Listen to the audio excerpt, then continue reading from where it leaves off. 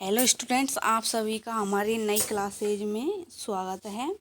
तो इससे पहले हमने परावर्तन और अपवर्तन के बारे में वीडियो डाली थी, तो उससे रिलेटेड दर्पण वाला हमारा टॉपिक है।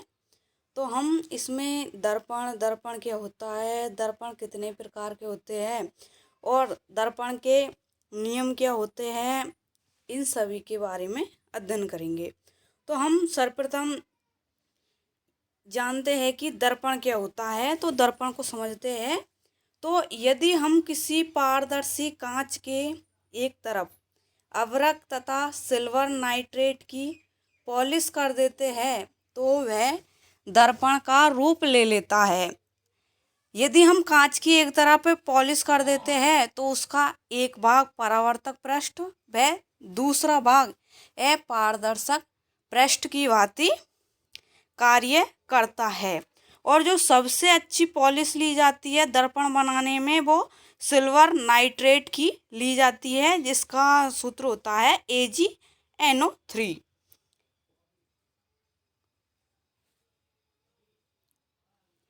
इसके बाद हम समझते हैं कि दर्पण कितने प्रकार के होते हैं। तो दर्पण दो प्रकार के होते हैं, एक समतल दर्पण, दूसरा गोलीय दर्पण।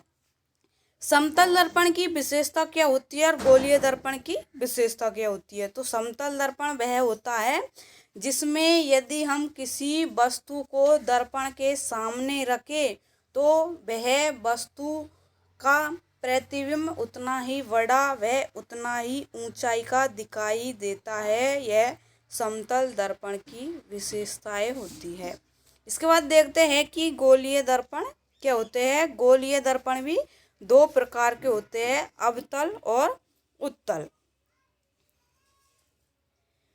गोलीय दर्पणों में अवतल और उत्तल जो दर्पण होते हैं उनकी विशेषताएं क्या होती है कि यदि हम दर्पण जैसे कोई गोले का भाग ले रहे हैं तो गोले के भाग में से यदि गोले के बाहरी पृष्ठ पर हम पॉलिश कर देते हैं तो उसका आंतरिक पृष्ठ पारदर्शक पृष्ठ की तरह कार्य करता है, तो उसे हम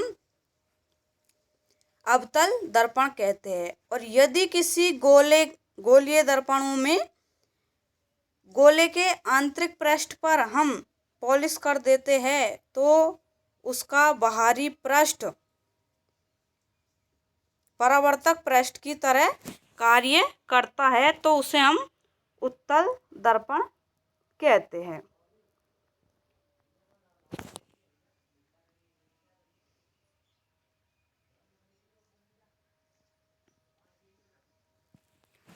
किसी पारदर्शी कांच के एक तरफ अभ्रक तथा सिल्वर नाइट्रेट की पॉलिश करने पर वो दर्पण का रूप ले लेता है। यह हमने ऊपर जान लिया है। तो जो दर्पण में परावर्तन की घटना संपन्न होती है, जो परावर्तन की घटना होती है वो सभी दर्पणों में संपन्न होती है। और AgNO3 सिल्वर नाइट्रेट का परावर्तक पृष्ठ सबसे अच्छा होता है।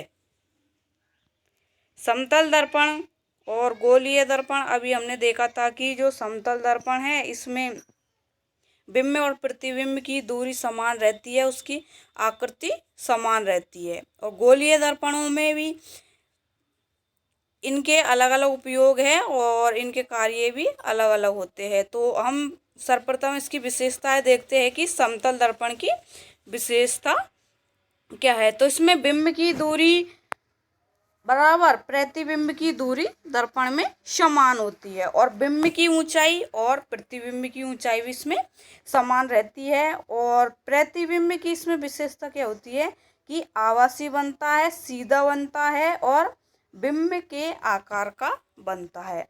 यदि कोई ऑब्जेक्ट या वस्तु दर्पण की ओर जा रही है तो उसका प्रतिबिंब भी दर्पण की ओर आता हुआ दिखाई देता है।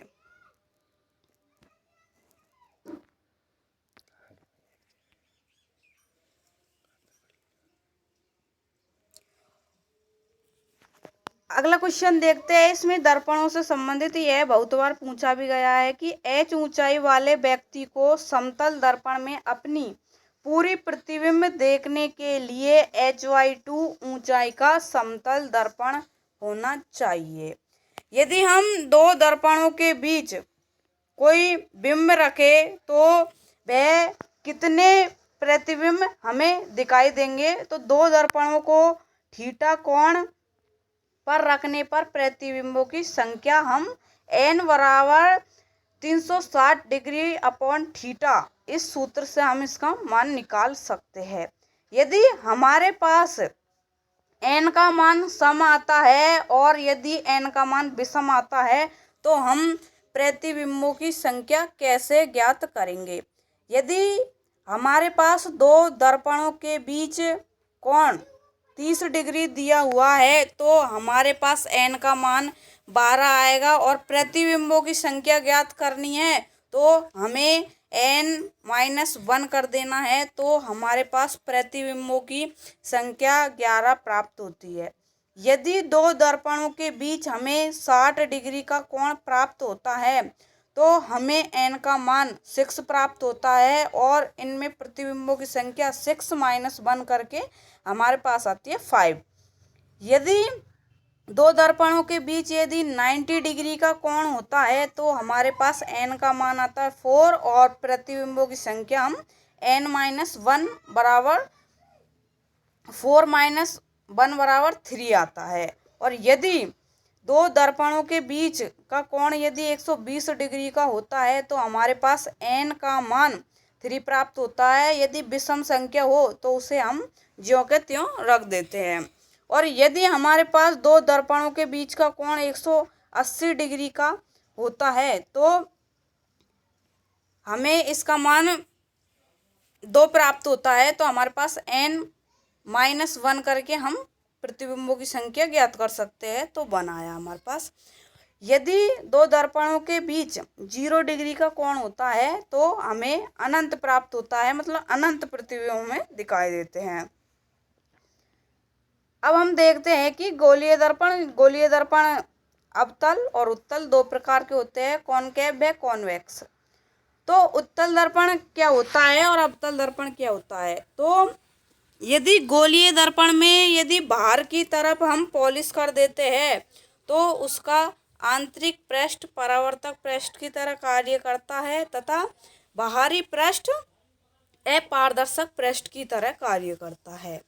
उत्तल दर्पण में क्या होता है कि कोई गोलीय दर्पण है तो यदि गोलीय दर्पण में उसकी आंतरिक सतह पर पॉलिश कर देते हैं तो उसका बाहरी पृष्ठ परावर्तक पृष्ठ की तरह तथा आंतरिक पृष्ठ अपारदर्शक पृष्ठ की तरह कार्य करता है। तो अवतल दर्पण जिसके उभरे हुए भाग पर पॉलिश हो तथा धंसा हुआ भाग परावर्तक पृष्ठ हो उसे अवतल दर्पण कहते हैं।